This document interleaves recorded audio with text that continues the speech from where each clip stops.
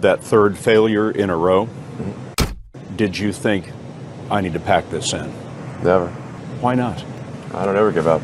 I'd have to be dead or completely incapacitated. Really liking what you do, whatever area that you get into, given that even if you're the best, there's always a chance of failure. So I think it's important that you really like whatever you're doing.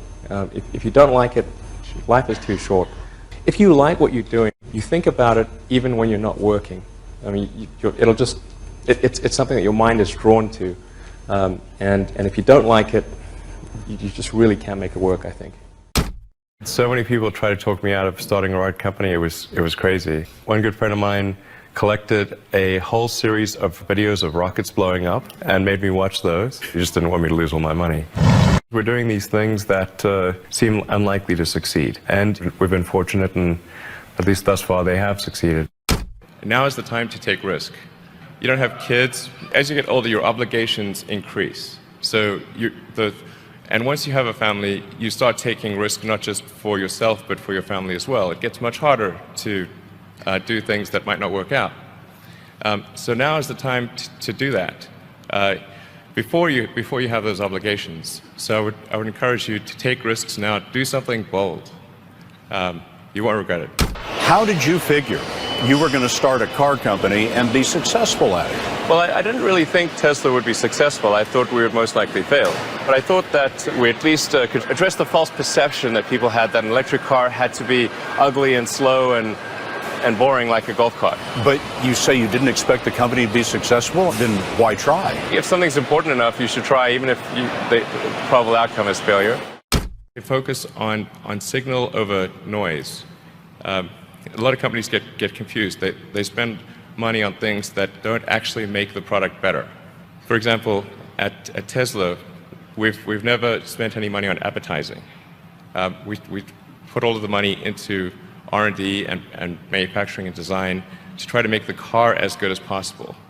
I think that's the way to go. For any given company, just can keep thinking about, are these efforts that people are expending, are they resulting in a better product or service? And if they're not, stop those efforts. When I interview someone to work at the companies, would be to ask them to tell me about the problems that they worked on and how they solved them. And if someone was really the person that solved it, they'll be able to answer multiple levels. They'll be able to go down to the brass tacks. And if they weren't, they'll get stuck. And then you can say, oh, this person was not really the person who solved it, because anyone who struggled hard with a problem never forgets it. If you're creating a company or if you're joining a company, the most important thing is to attract great people. So either join a group that's amazing, that you really respect, or if you're building a company, you've got to gather great people. I mean, all a company is a group of people that have gathered together to create a product or service. And so depending upon how talented and hardworking that group is, and the degree to which they are focused cohesively in a good direction, that will determine the success of the company. So do everything you can to gather great people if you're creating a company. You've got to make sure that whatever you're doing is a great product or service. It has to be really great. And I go back to what I was saying earlier, where if you're a new company, I mean, unless it's like some new industry or new market that, if it's an untapped market, then you have more ability to,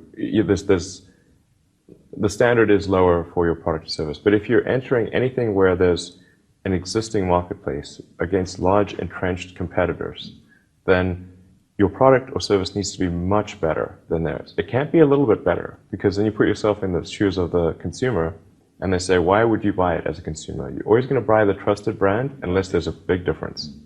So a lot of times, entrepreneur will come up with something which is only slightly better. And it can't just be slightly better. It's got to be a lot better. Depending upon how well you want to do, and particularly if you're starting a company, you need to work super hard. So what does super hard mean? Well, when my brother and I were starting our first company, instead of getting an apartment, we just rented a small office and we slept on the couch. And we showered at the YMCA, and we're so hard up, we had one computer, so the website was up during the day, and I was coding at night. 7 days a week, all the time. And I sort of briefly had a girlfriend in that period, and in order to be with me, she had to sleep in the office.